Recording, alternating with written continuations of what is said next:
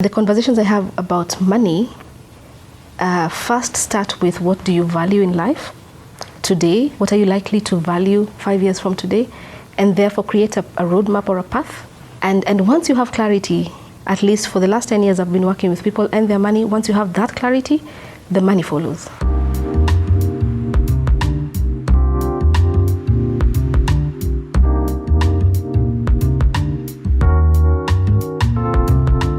The part of my life that I found that I had most conflict with is my late 30s, I would say that.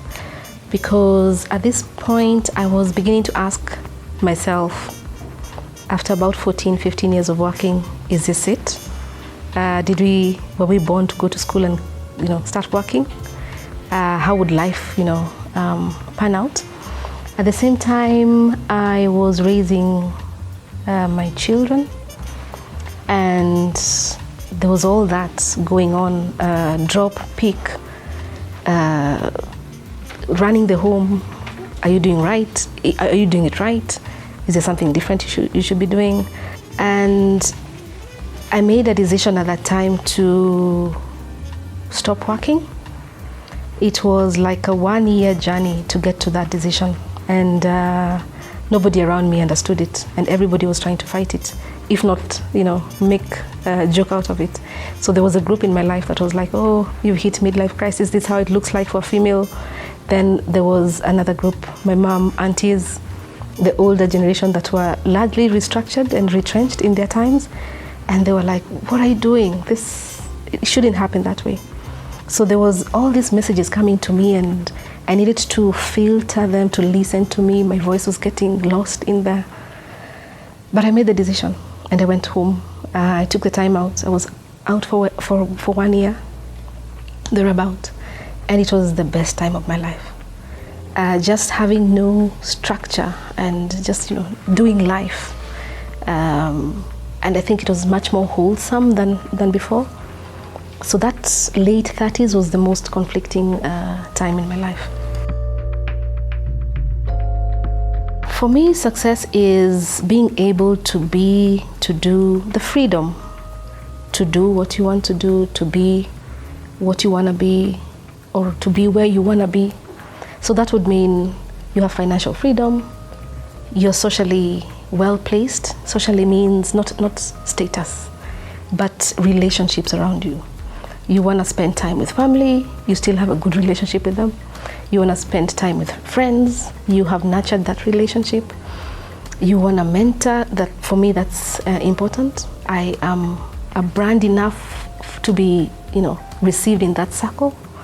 So freedom for me is just being able to get up in the morning and decide, this week or this day or this month or this year, I want to do this, or I want to be here, or I want to do that. I would say I am, yes.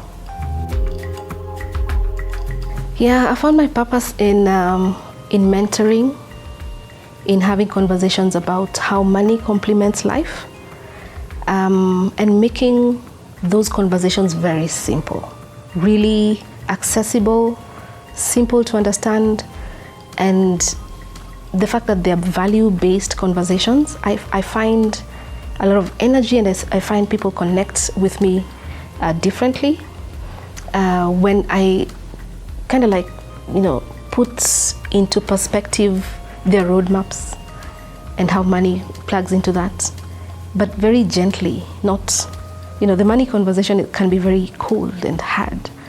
But the feedback I get from the people I work with and I talk with is, you make it so simple, now I know what to do. So that's really what energizes me, and I would guess purpose is what energizes you. If I was to be boxed in and say, to define it, I think the personality of money is one that is fluid, it's liquid. So, it is first my understanding of my journey, and then I command my money to complement my journey. So it is really first, what do I want to do to be, to go. This year, next year, 5 years from today, when I'm 60, when I'm 70, then I give the command to my money. So I guess my money is obedient. When people command their money and it doesn't seem to respond to the command, I think it would go back to a value system. The conversations I have about money first start with, what do you value in life today? What are you likely to value 5 years from today? And therefore create a roadmap or a path. And once you have clarity there, at least for the last 10 years I've been working with people and their money, once you have that clarity, the money follows. So it's really not the money, it's the foundation upon which you're issuing the command. One thing that would make me happier in this stage of life is having enough time to travel and to see the world. I think there's so much to see, but so little time. I have to be a mom, I have to be a sister, a daughter. I have responsibilities socially and professionally, and that limits the amount of travel that I can have, and that's really, for me, restricting. You really do get opened up. You see a lot, you see different stuff, as long as you're willing to absorb it. So different people travel for different reasons, and you have to stay sober throughout the travel experience.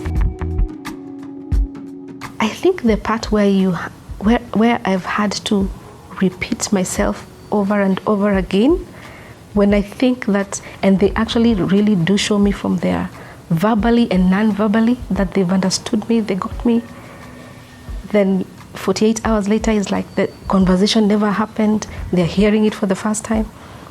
I least enjoy that part, just having to repeat it over and over again. And I've read, I follow a lot of social media pages about raising children that age, pre-teens and teens, and I see it is, in fact this morning I got a term for it, but I just can't remember what it is. It's actually a phase we have to all go through. I don't enjoy it. The child in me bubbles out when I'm with my girlfriends. It is extremely safe space. I've known them for maybe 20 years now. Extremely safe. So everything goes, everything and anything goes. So yeah. And then depending on also where it is that we are having this engagement, that is where I feel I could be that child again. If you ask 10 of my friends to take a poll and ask them which part reflects me as a person, I think they unanimously will say I'm a mentor. And maybe mentor is a very formal word, but I'm a problem fixer. People just come to me to explore options, to sort out their issues. That comes very naturally when I have these conversations with people. And I've actually kind of done a poll before to just hear that from other people, and that's what keeps coming up. I have formal and informal mentors, you could say that. I have my mom, as whether I like it or not, as an informal mentor. I have different mentors for different things. So depending on what I'm engaged in, I have a mentor right now on how to structure my business around, mentoring, financial literacy, and that's part of my world. I have a mentor right now on my professional life. Actually, it changes depending on what it is I want to achieve in that space. Yeah. I'm happy. 8.5. Biggest chunk of my happiness is the people I have around me and how we do life together.